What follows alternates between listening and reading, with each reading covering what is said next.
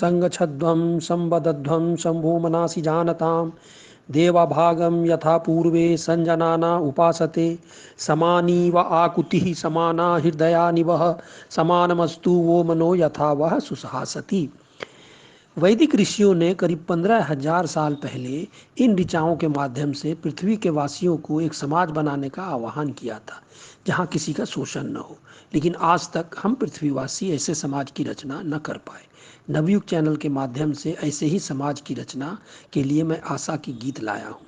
हमारे गुरु श्री श्री आनंद मूर्ति द्वारा बनाए गए सिद्धांतों के आधार पर ज्वलंत मुद्दों पर मैं अपनी बात रखूंगा ताकि हम अपने ऋषियों के द्वारा कल्पना किए गए समाज है। जॉब क्रिएशन का 17वां भाग।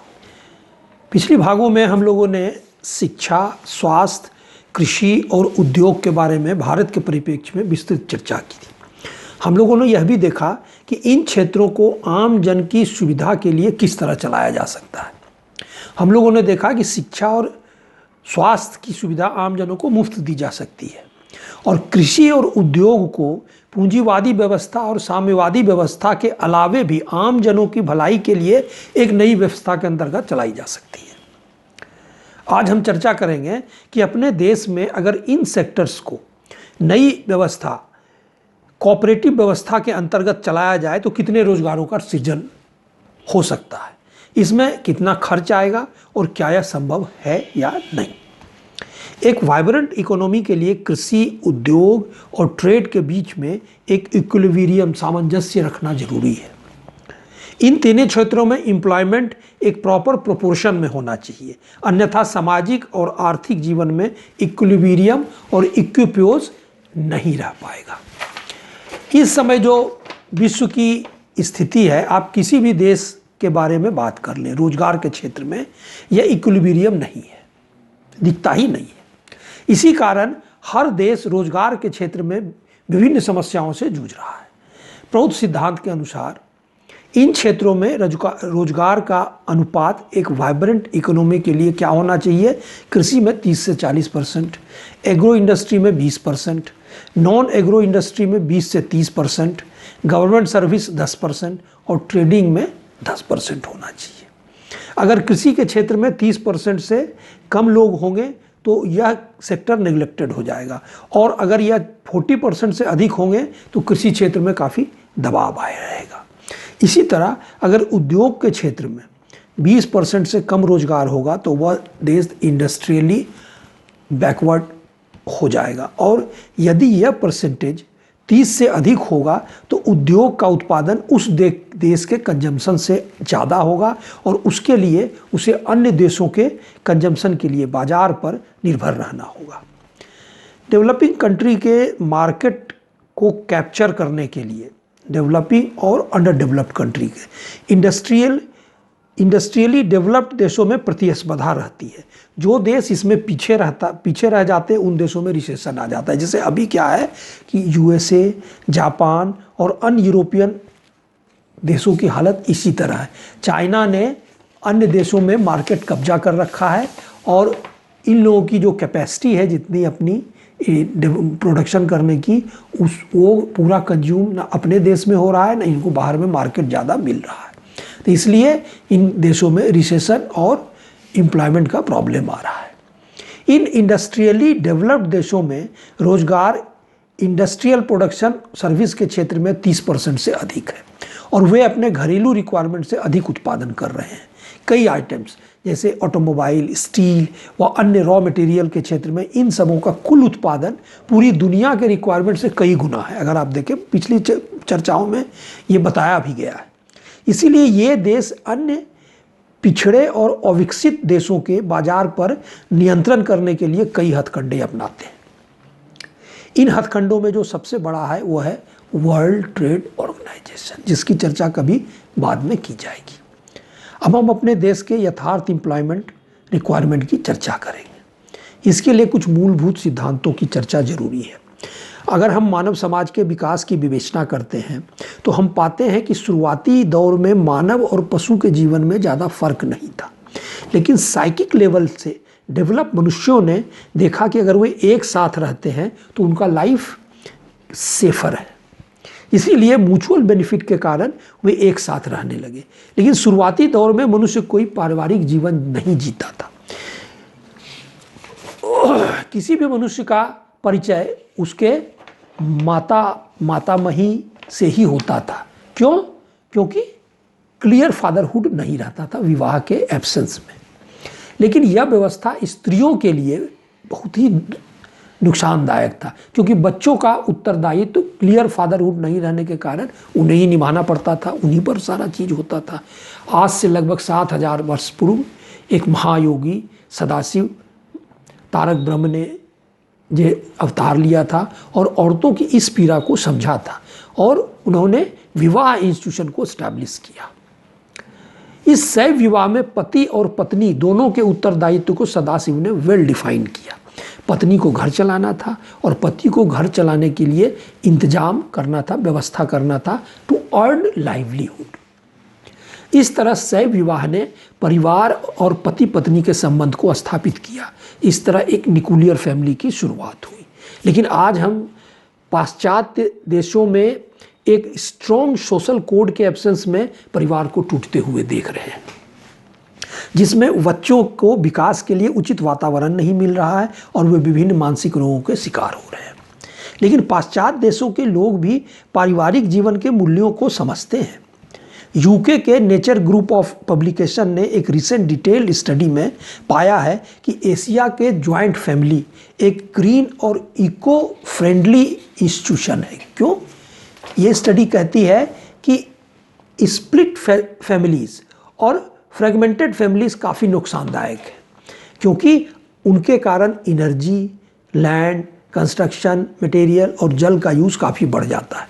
एक जॉइंट फैमिली में आप एक जगह खाना बनाएंगे, एक मकान में रहेंगे। अगर टूटा हुआ घर रहेगा, जो स्प्लिट फैमिली रहेगा तो सिंगल मदरहुड, फादर अलग रहेंगे। तो इस तरह से कई मकान, कई रसोई घर, इस आपके जो है ये व्यवस्था करनी होगी। तो ये इको फ्रेंडली नहीं है। इन्हीं कारणों से एम्प्लॉयमेंट की गणना के लिए एक न्यूक्लियर फैमिली कंसिडर किया जाएगा। इन हस्बैंड, वाइफ, बच्चे और उनके पेरेंट, जो हमारा परंपरा रहा है एशिया का और खासकर भारत का। इस न्यूक्लियर फैमिली की अर्निंग इतनी होनी चाहिए कि ये एक क्वालिटी लाइफ लीड करे, जिसे यूएनओ ने डिफाइन किया हुआ है, जिसकी चर्चा हम लोग पहले कर चुके हैं। रोजगार की गणना के लिए इस न्यूक्लियर फैमिली से कोई एक हस्बैंड या वाइफ, प्रेफरेबली हस्बैंड को की रोजगार की व्यवस्था की गई है। यह अवस्था तब तक रहेगी जब तक कि हर फैमिली से एक सदस्य को जॉब नहीं मिल जाता।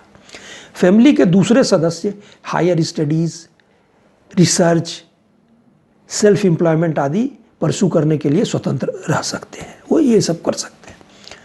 हर व्यक्ति को जहाँ तक संभव हो अपने ही क्षेत्र में रोजगार की व्यवस्था होनी चाहिए, लोकल लेवल पे, ताकि उन्हें बाहर जाने की ज़रूरत नहीं हो।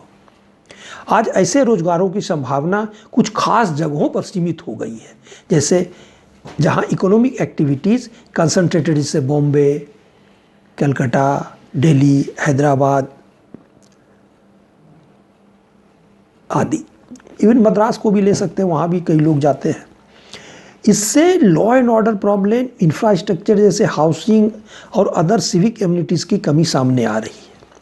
अगर लोगों को अपने ही क्षेत्र में रोजगार मिलेगा तो वे अपने परिवार के साथ रह सकते हैं। अगर वो दूसरी जगह जाते हैं तो एक तो ट्रांसपोर्टेशन रिक्वायरमेंट बढ़ता है, घर का रिक्वायरमेंट बढ़ता है। अच्छा, जो आदमी ज़्यादा अगर अर्निंग नहीं कर सकता है, फुटपाथ पे रहता है, एक रूम में 10 लोग रहते हैं, अनहाइजीनिक कंडीशन में रहते हैं। अच्छा, अब एक शहर में लोग, छोटे शहर में, छोटे गांव में एक दूसरे को जानते हैं, तो वो अगर कोई ऐसा law and order problem create करेंगे तो वो जो है सिंगल आउट हो जाएंगे। लेकिन बड़े बड़े शहरों में सिंगल आउट करना मुश्किल है। अगर किसी ने चोरी की और कहीं वो घुसा हुआ है, उसको पता ही नहीं चलेगा कि ये चोर है, फलाना है।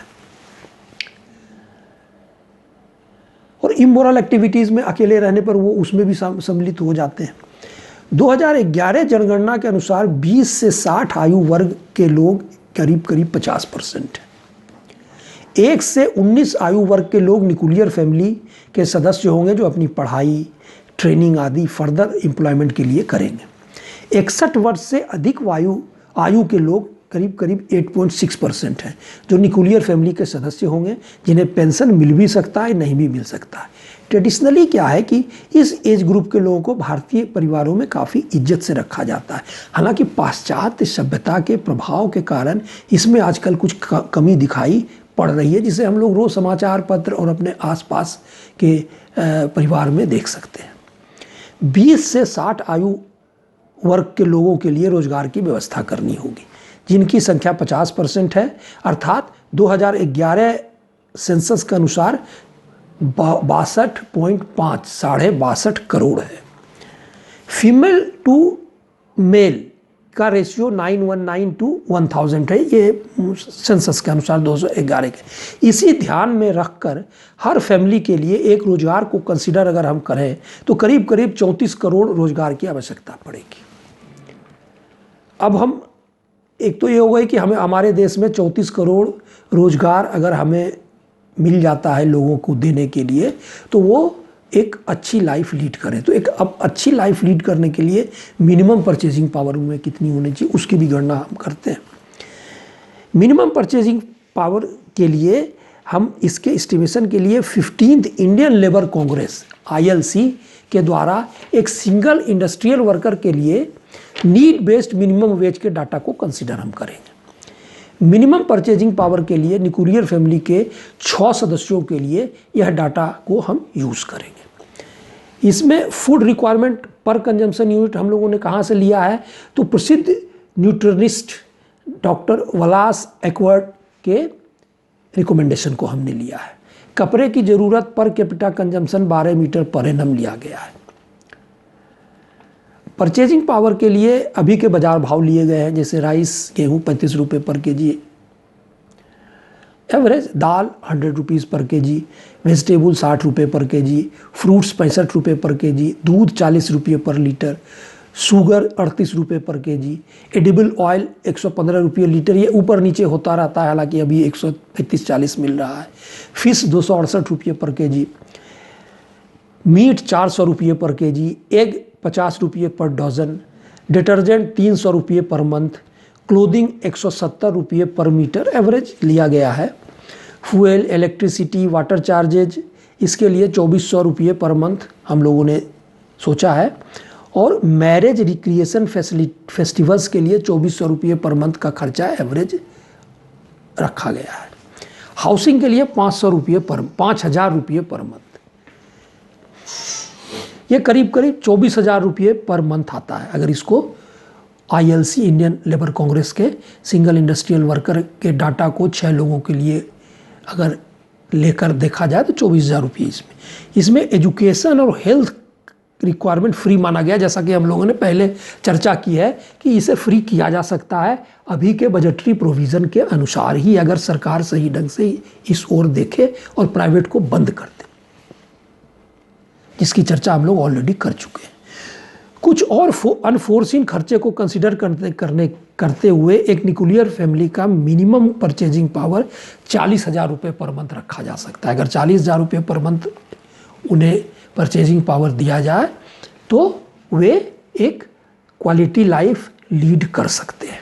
अब ये संभव है या नहीं, हर क्षेत्र में कितने रोजगार अवेलेबल है और इन रोजगारों को इस 40,000 से जोड़ते हुए कितना खर्च आना चाहिए, ये हम अगली चर्चा में देखेंगे।